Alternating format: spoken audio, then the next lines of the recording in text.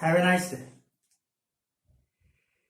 इधर पंजाब की तरफ, हिमाचल की तरफ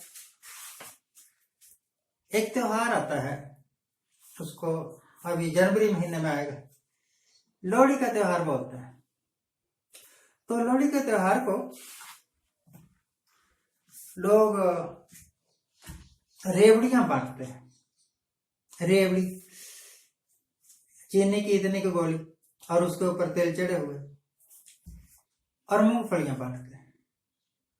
जिसके घर में कोई बेटा वगैरह हो या शादी वगैरह हुई हो नई नई, तो वो लोग अपने भाईचारे को सभी को बुलाते हैं, हमारे घर आना, हम लोहड़ी मनाएंगे। सारे लोग इकट्ठे होते हैं, म्यूजिक होता है, गाते हैं। गाने का कोई मतलब नहीं होता, उठ पटांग कुछ भी। और फिर रेवड़ियां बांटते हैं, मूंगफली बांटते हैं, गचक बांटते हैं।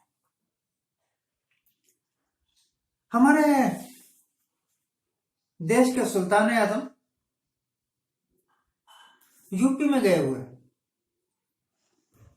जिस तरह लोहड़ी के त्योहार में लोग अंजलि भर भर के रेवड़ियां और मूंगफलियां बांटते हैं, उसी तरह हमारे साहब यूपी में मेडिकल कॉलेज बांट रहे हैं। एक कॉलेज तो ढंग का बनता नहीं आपसे। एक जो बने हुए हैं, पहले बने हुए हैं ना हॉस्पिटल्स, उनकी हालत तो आपसे सुधरती नहीं। हॉस्पिटल्स के जहां मरीज वार्ड होते हैं ना, वहां पर कुत्ते घूमते हुए देखे गए कई बार। जो पहले मेडिकल कॉलेजेस हैं उनमें पूरा सामान है नहीं। जो आम कॉलेजेस हैं, स्कूल्स हैं, हजारों की तादाद में, उनमें वैकेंसी खाली पड़ी हुई है। पढ़ाने वाले टीचर्स अपॉइंट नहीं कर सकते, तनख्वाहें देने के वास्ते पैसे हैं नहीं, और कॉलेज बांट रहे हैं, मेडिकल कॉलेज। और पता नहीं क्या क्या बांटेंगे। आज 75 नई योजनाओं का उद्घाटन करने वाले हैं। ये समझ लो कि अक्टूबर का लास्ट वीक जा रहा है 2021 के। 2-3 महीने ही रह गए, उसके बाद इलेक्शन होने हैं यूपी में। तो इलेक्शन के दिनों में साहब को याद आ गया कि यूपी नाम की भी कोई जगह है, और वहां पर जाकर उद्घाटन करेंगे। अब हम इतने मेडिकल कॉलेज खोल देंगे, इतने दूसरे कॉलेज खोल देंगे, इतने पीजीआई खोल देंगे। जो पहले बने हुए हैं उन्हीं को सुधार लो। जो पहले स्कूल्स हैं, कॉलेजेस हैं, मेडिकल कॉलेजेस हैं, उनमें प्रोफेसर्स रखो, टीचर्स रखो, उनमें रिसर्च की सुविधा करो पैदा। ज्यादा से ज्यादा रिसर्च स्कॉलर्स आए, ज्यादा से ज्यादा चीजों की, मेडिसिन की खोज हो, थ्योरीज की खोज हो, इकोनॉमिक्स की थ्योरी, पॉलिटिकल साइंस की थ्योरी, और दूसरी there are so many sciences ना। जो पीछे सब कुछ हमारे पास था वो तो बेच चुके। अब ये उद्घाटन क्यों कर रहे हो? किसके वास्ते?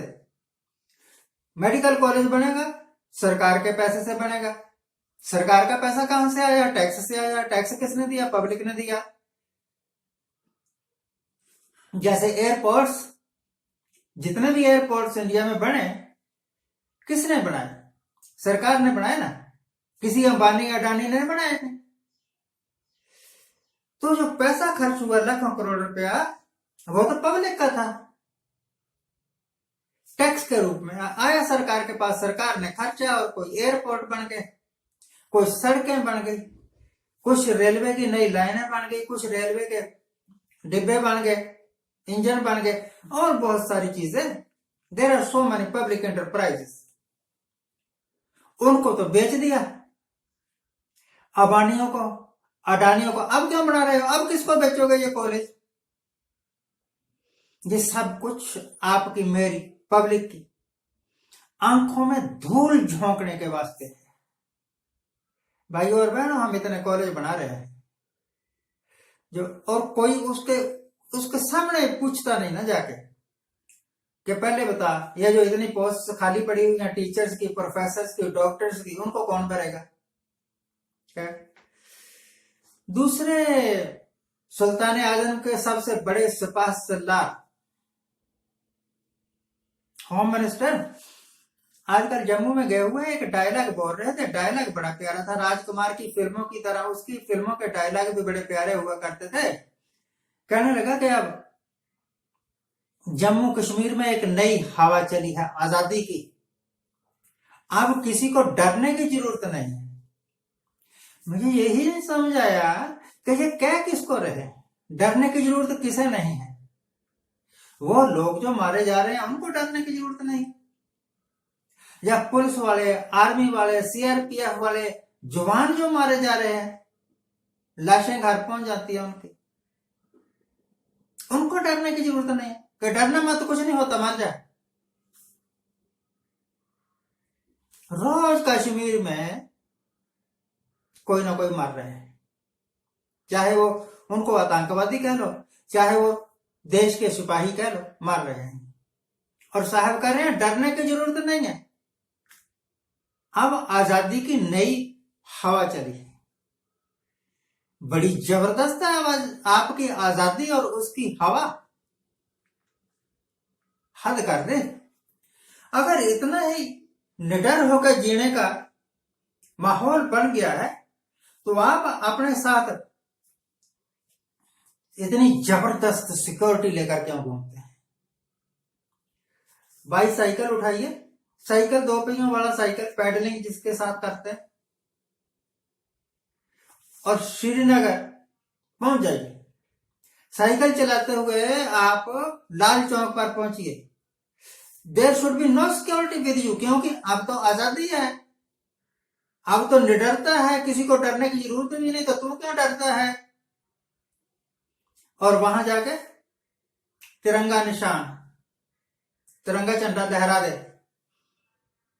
और फिर पब्लिक को बता दे देखो मुझे कुछ नहीं हुआ, आपको भी कुछ नहीं होगा। बिल्कुल नहीं, तब पब्लिक का डर जाएगा।